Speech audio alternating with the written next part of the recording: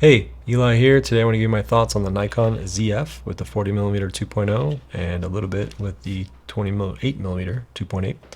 I rented this lens from Lens Rentals for about a week and a half. I took it to Tucson, Arizona for a family vacation, and then I took it to Phoenix, and then I hiked a mountain with it yesterday, and I have to send it back in 1 hour. I extended my rental so I got a little more time with it. Also, while I was gone, the Fuji 100 version 6 came in, and so I kind of just did this really quick comparison between the two. I'm gonna have to spend more time with the Fuji just so I can really compare them and just kind of gather my thoughts on the differences. But what I was looking for in this camera was something that was just for personal use. Could be used professionally, that's fine, but I just wanted something that would be a walk around camera for me and my family. It is a dense, heavy piece of machinery, which I like, but it is not as light and, nimble and small as the Fuji, that's for sure. It is full frame, which I do prefer anytime. The bigger the sensor I can get, obviously. I love big sensors. The better I am off, as far as image quality and perspective. But I was really impressed with this camera. The Fuji's great too. I've used Fuji, that APS-C sensor, quite a bit with XT5. But yeah, really impressed with this. I think 24 megapixels, 24.5 is great. No complaints there. I photograph every day with a 45 megapixel camera. That's fine too. It is nice to have room to crop, but for personal use, I think this was awesome. Great little camera, fun kit lens. But yeah, just so you know where I'm coming from, I'm a wedding photographer. I photograph weddings, families, engagements, commercial shoots, as far as headshots and magazine work. It's a little bit of product now and again. But yeah, so my goal with this camera was just personal use, have fun, and it was awesome for a rental as well. When you rent something, you're not super committed. So when you buy something, you're a little more like, all right, do I like it? Do I not? A little more emotionally and financially invested. With this, I had a blast. The dials are extremely fun. They just have a real nice tactile click. They do stop and lock on the C for ISO, which I guess is kind of nice. I do wish it did stop on everyone, like a little more often, because it's not hard to push that button down. But it does move freely until you hit C, and then the shutter dial will move freely until you hit, let's see where it stops, bulb or B, T, X, or 1/3 step. I honestly don't know what half of these mean, 1/3 step and X, and I know what B means, bulb. But I do wish it also stopped, because I have big hands. I put my camera in a bag and I go to pull it out, basically like this, because this is kind of a weird camera to grab. Then I move the dials. They're easy to fix, move right back, but that's one of the only things that I noticed. Compensation dial is nice if you want to just set it to aperture priority, which on the side here is really easy to do. I did like that, very quick and easy, although I did bump it. I am notorious for that. I wish everything just locked. But doesn't. But it is fun to use those. I don't know, like if I were to work with this camera, I wouldn't use these. I would probably default to the dials, because you have enough dials to set to aperture and whatnot. Then you could use your shutter right here with your thumb. So I think it's a great camera. It's super fun. Would I buy it? It's hard to say, because I do have a lot of Canon cameras, and I've got 5D Mark II on the way. I ordered a few of those for work, but it is not much bigger or smaller than just a Canon camera. It's pretty much the same size, and it's heavier. So for fun, yeah, I think it'd be really fun. If I was a Nikon shooter, no question, I would buy this. But I'm a Canon and Fuji shooter, and so I could just walk around with a 40mm, f2.8. That's fine too. With the it gets the job done. It's not as fun, of course, but I could have a 26 megapixel camera, or 24. Yeah, 24. Can't remember how many megapixels the R6 Mark II is at the moment, but yeah. So I think for something fun, if you didn't have a camera and you're looking for a camera to photograph your family, and you wanted something with interchangeable lenses, full frame, this is incredible. It's such a cool camera. High ISO is great. The look and feel of the photos are great. I'm going to get into the photos later next week, and I'll just put that at the second half of this video, because I'm really busy right now editing images, and this has to go back today.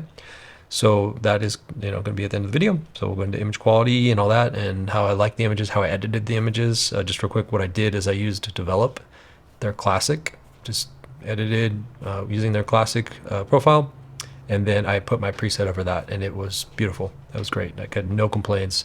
Real like nice soft vintage feel, just really pretty.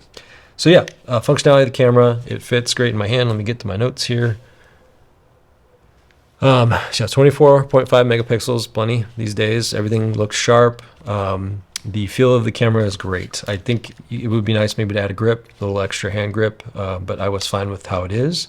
I did find every time I grab it, I do push this multi-function button here, or customizable button, so I didn't set that to anything, because that's where you hold it. If you had a little more grip, then maybe you would set that to something. I do not like changing lenses on the Nikon system because it is backwards from everybody else, and so I did have the 28, but I barely used it, but it was nice to have just if I wanted to get something wide. It was there for me. The 40mm is just a beautiful look, beautiful lens, and pretty much captured any scene that I wanted, and no problem. I was photographing my wife, my daughter, and then just some cactuses and hotels and things like that. I did set it on a tripod a couple times, took some family photos. I love this Oben tripod. It's awesome. It is extremely light, compact, easy to put in a backpack, or just it's got a little sling bag too.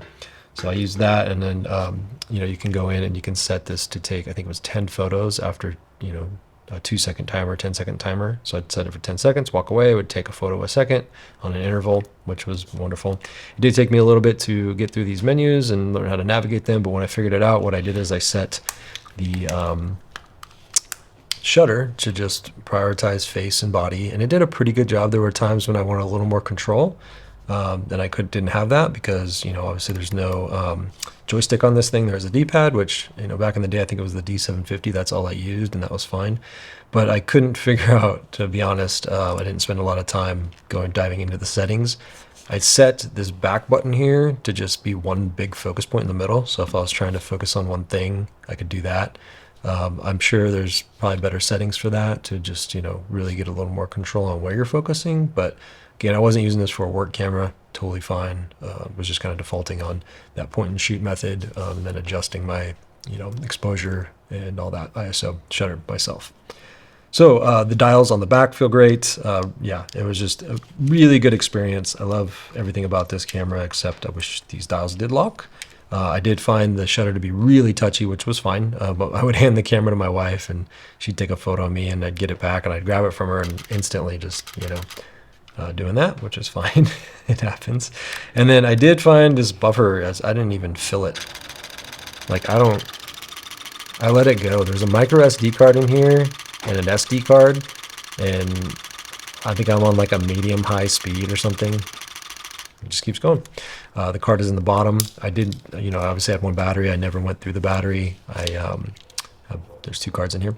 And yeah, the battery was great. I would refill it every couple days, USB-C, which was just super easy. Just plug it in. I mean, the future is awesome with USB-C. That was one thing about the Leica Q2 that I was a little frustrated with, was you had to bring a charger with you. So it was kind of bulky. But yeah, it shows you your aperture on the top here, which is great. And then you have on the back, you have video, and you have black and white and color. So you can pick which option you want. I didn't do any video intentionally. I did bump it in video sometimes. But yeah, I think it's all great. It is not so much a one-handed camera, which I do prefer. When I'm using my Canons, I'm basically I can do everything with one hand. I can do my ISO, I can do my aperture, my shutter. It's all right there. I turn it on and off now with these new buttons on the top. But that's one thing I do enjoy about these cameras. I think looks like I would be able to do that with the X100V or VI, V6. Yeah, could be all one-handed for the most part. Might need a little grip just to hold on to something. But yeah, as of now, this I'm going to be playing with for quite a bit. Really getting to know it. And I don't think I'll pick up the Nikon. Like I said, I've Canons on the way as well, and I do have this big fun GFX that I like to play with, but I don't think it would fit into the category for me that I would need. If I had disposable income, of course I would buy it. And I would take it on trips, and I think it'd be really fun, and it's a good experience. But it is very heavy, but it does, that's a positive as well. From what I understand, it's all brass dials, and I don't know if the body is brass. I'm not sure. I'm sure you could look that up. But yeah, really cool camera. So now I'm just going to kind of get into, I'm going to go return this thing, back to Lens Rentals. Thank you, Lens Rentals, for existing, so I don't have to go spend $2,000 and then another $300 on this camera. Any other things that I forgot? The EVF is wonderful, a great EVF. I'm not sure of the specs, but the experience is great. It's very bright. When you put in just like, I forget which profile I put in for JPEGs, but it was really vibrant and bright and clean. I did find that Impossible Things profile on Lightroom, they're like, when you do use develop to edit your images, they have profiles that have different color profiles for different lighting, and then they calibrate them for cameras so they all kind of match. So that Canon and Fuji and Nikon would match. I don't think it's the most perfect system, but for this camera, I just left it. I didn't even pick a Nikon profile. I just left it and I put my preset over it, which was basically just a tone curve and a couple adjustments. I didn't even adjust any colors. So we'll get into that later, but yeah, really good experience with it. Other things, back screen's fine. Screen flips. I do prefer, my favorite screen of all time is just, Fuji's like this. It's great. Other than that, I'm trying to think of what else there is to talk about that is at all relevant to this camera. Oh, one other thing. I did notice that I was only able to rent this particular lens from the 40mm, but the 28mm, and they make a 40mm that has like this vintage look to it. This little gray thing and like some, I guess vintagey looking. I don't think the lenses are different. From what I could tell, this is designated as an SE, so this is the 28, but they make a 40. So it's the 40mm and then the 40mm SE. I don't know what that stands for, but and I think, I don't know. Yeah, I don't know what the difference is. But I mean, image quality was great for such a cheap lens. I know they just came out with 35mm 1.4, and then they have the 35 1.8. And yeah, 35mm 1.4 probably really great on this. I'm sure it would still stand up on its own, especially if you put a grip on the bottom. But yeah, I don't necessarily think this thing needs a grip for personal use. When I did put my Peak Design grip on there, or plate, it did sit up fine, just like that, which was great, which is always nice when you're setting your camera down. You're obviously not setting it on the bottom of the camera. If you want to resell it someday, it's not all scratched up, and then it doesn't lean forward on the lens. So yeah, probably because it's so heavy. That's probably my part of it. Yeah, it's dense, but I think, yeah, pulling it up. And then one more thing before I do put this camera away and send it back is the way I've used my cameras as for functionality of day-to-day use. If I'm not going to put it in a camera bag, I would put a strap here, like a Peak Design hanger, and I put one on this side. Ideally, if I have a grip, it has a little point here for me to attach something. And what that allows me to do is put a Peak, this is, I forget what this is called. This is Peak Design's like smallest, skinniest strap, and it's super smooth, slides across your body. And what happens is I put this across my body, and the way it sits, I don't have anything hindering my grip, so I'm not like grabbing onto a strap, especially with yeah, I don't know, some of these cameras, like it's just easier to like not have anything there, especially with a small camera. So I do this with all my cameras. Either I'm hanging a Clever Supply Co. harness on the bottom, or I'm putting this on, and then it sits across my body and basically just sits out like that. And so the screen is hugged against my body, the lens is out, and I can just bring it straight up to my face, no problem. Put it on, show you. And this thing's adjustable, so I can quickly adjust once it's, yeah, I can quickly adjust it. If I really want to tighten it up like that, I can do that, and I can still bring this to my face, no problem. So that's what I do. Or I put it in a bag. If I put it in a bag, that's when I start going in, reaching in, and messing all the dials up and whatnot. But sometimes it is just easier to do that. That way you have extra stuff. If you're traveling, you have your passport, wallet, kind of on your chest, just easier. There's tons of sling bags that I have that I just switch out. But yeah, so enough about that. Thanks, yeah, for letting me share this with you. And I'm going to jump in next week into the images. It's going to be one video, but just so you know, I'm very busy. Got to go right now and edit 2 elopements. So got to go catch up before this busy weekend. So catch you later. All right, it's been a week, and I've had time to process the images as well as process my thoughts of using the camera, and I already miss it. Do I need that camera? No. Did I enjoy it? Yes. And do I miss it? Yeah. I have also had 1 week to play with the X100V. I've got about, I think, like 3 days of playing with it, really. Took it to the fair last night, and only thing I love about this camera is the flash. That's it. Once you put a grip on it, it's not that small. It's still small, but yeah, it's just not exciting. So review of that coming later. And you may see it on Facebook Marketplace. We'll see. You never know. Anyway, these images are great. It's, 20 plus whatever megapixels is awesome for me. For work, 45 is nice for my Canons, but, it's not necessary at all. But yeah, the camera files are great. I just want to talk about my process of processing them. And then I shot just for fun. There's nothing on the line except memories that I was capturing. And I try not to take too many photos when I'm capturing memories because it can be overwhelming. So this was just a good mix of just playing. And I try and, after every trip I take, just process those images quickly, treat them like work, and then put them in a gallery. That way my wife can access them, and then they're just in a safe place. And then I can, put the RAWs in like an old archive folder. So anyway, I've already shot this once. I'm going to shoot it again because I forgot to screen record. So hopefully I've got all of my cameras running and I don't run out of batteries. So here we go. I'm going to try and keep this quick. I'm going to start off with just the quickest comparison, really quick, between the Fuji and the Canon. This is not a good comparison because I forgot I was shooting JPEG on one camera and RAW on the other. So the Nikon is a JPEG and the Fuji is a RAW. But I will include these so you can see the perspective or field of view difference between a 23mm f2 and a 40mm 2L. So the 23mm is cropped down to look like a 35mm, so there's somewhat similar of a field of view, a little less on the Nikon, but you can kind of get a picture here, and this isn't super scientific at all. I just handheld it. The colors on the Nikon JPEG are not pretty, but the RAWs are much better, I guarantee you. And I will include some RAWs for you to check out. But let's look through those now. So I selected a large amount of photos to run through.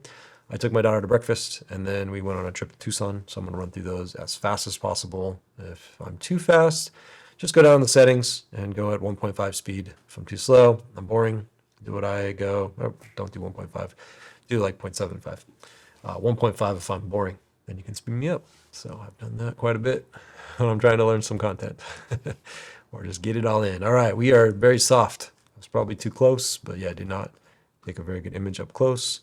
Here's my dog sleeping. And yeah. All right, flare. I usually try and do this as much as possible with any lens I get. I love flare. I never put a hood on my lens. I only use UV filters. And I want to see what the flare looks like. A little bit of purple, green, some red, roll rainbow in there. Love it. I'm a big sucker for Canon flares, and I love flare. It adds character to an image. I've always got flowers on the counter.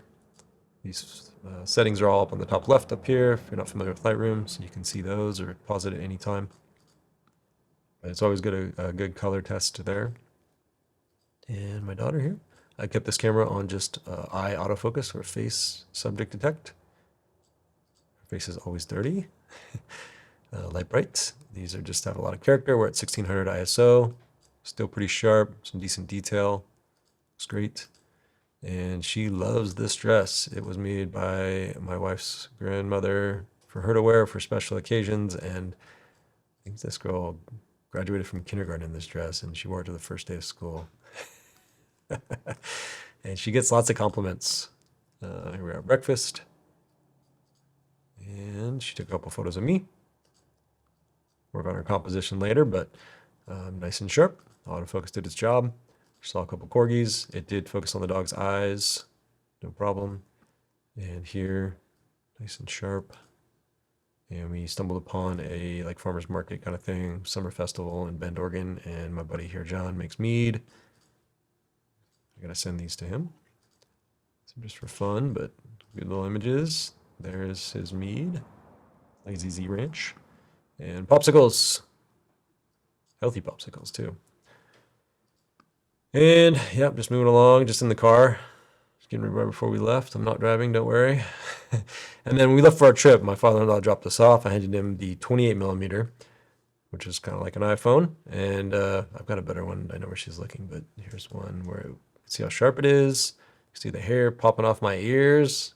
And you can see it's not a super exciting lens, but it will get the job done for something wider than 40mm. And my beautiful wife in the lounge. Beautiful eyes. And 640 ISO, backlit, looking great. For all of these images, actually, I should tell you this now. What I did was I went into, I have the Develop Impossible Things plugin, edit photos. And when I selected that, I went into basics and classic color.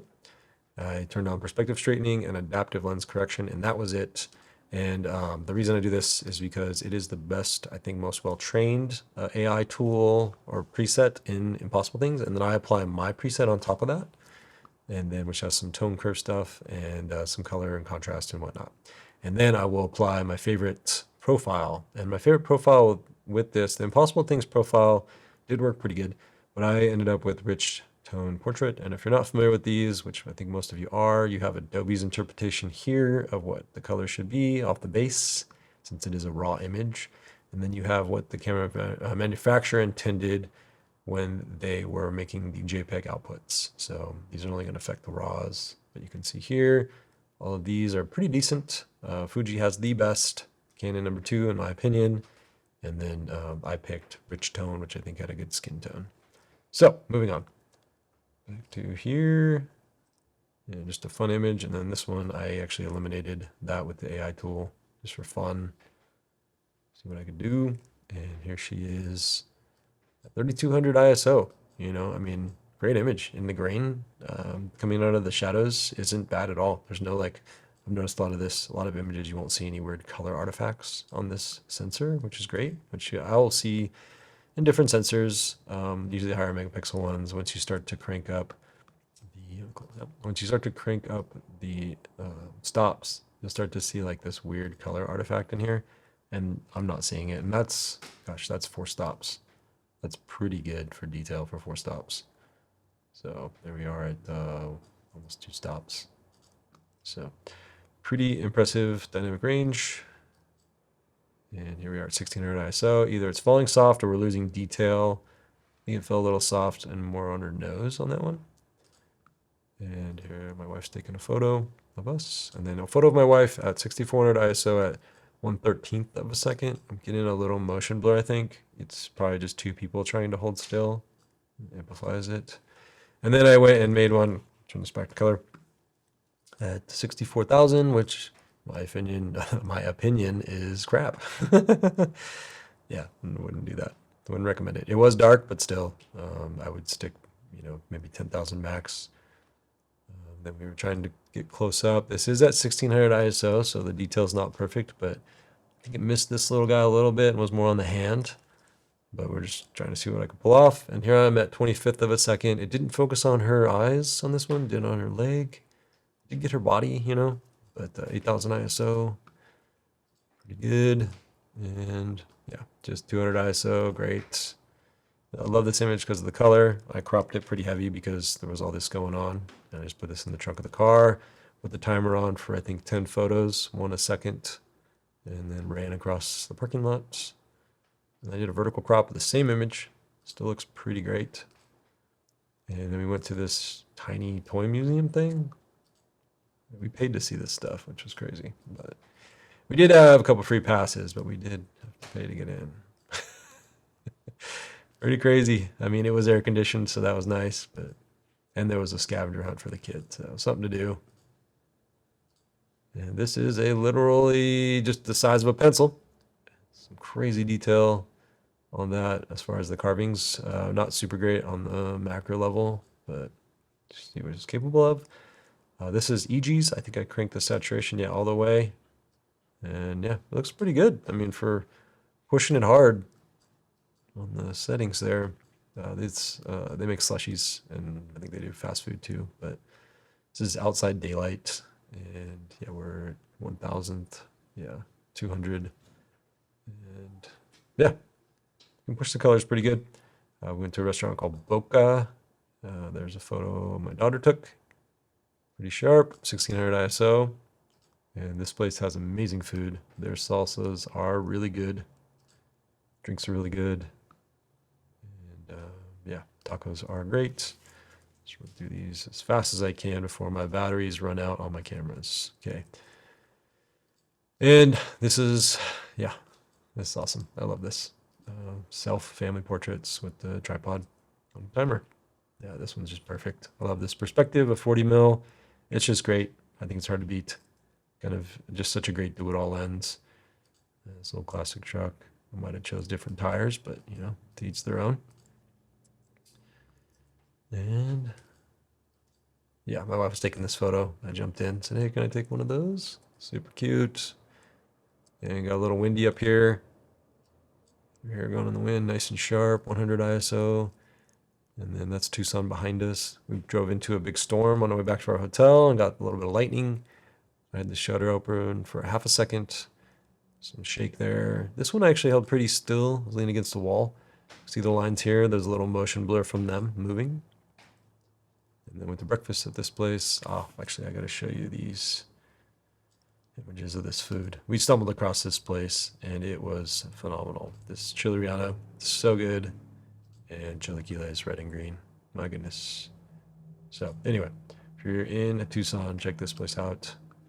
And then we went to Costa Coffee, very good, and had ice cream that night. 400 ISO, and 400 ISO. Breakfast again, and my daughter taking our photo. And Mexicans know how to make some amazing food, I tell you. And the artist actually walked by with this mural. Love his orange going on. And my aunt has a pet turtle. We went by her house. This guy's like 4 inches wide, maybe 4.5, really small. And my friend A.A. Ron cooked us dinner at Phoenix. And then back on, so 40 mil, back on the train at the airport and just messing around, me pole dancing.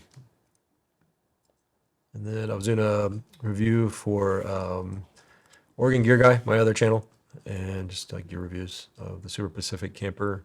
I sold it right after this to move on to a different camper. And yeah, go check that out if you're bored. Here is a little bit of flare. You can see the flare just kind of washing the image out a little bit, losing some contrast. And I think I dehazed that pretty hard. So yeah, you can see that. That's what that looks like when you get a lot of flare going. And some coffee, breakfast. And this was a hike we did in the smoke and wind up here in Bend, Oregon. It's really smoky. It's kind of let up a little, but yeah, you can see all that smoke. And yeah, smoke and dust right there, really pretty. Not a fan of the smoke, but it does make for pretty light. Friend Bob and my mom right there. Found a new costume for my daughter to pick from for next year. All right, my batteries are gonna die. Keep it short. I already missed the camera. Super fun, but I've got the Canon. I've got the big old Fuji to play with. This guy, just my go-to for anything special, portraits, things like that, headshots. I love it. So yeah, I already missed the camera. I'm probably not going to keep this Fuji little guy. It's just not exciting for me.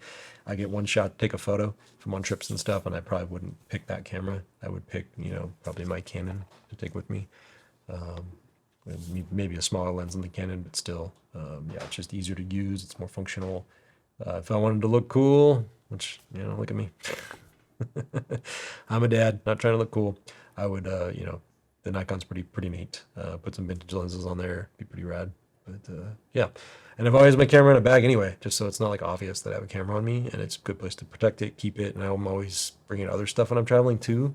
All my keys, my wallet, all in that one bag. It's all safe. It's always on my body, especially when I'm traveling. So anyway, I don't want to ramble on too long, but I think it's an awesome camera, and yeah, I would love to have it if I had dispensable income.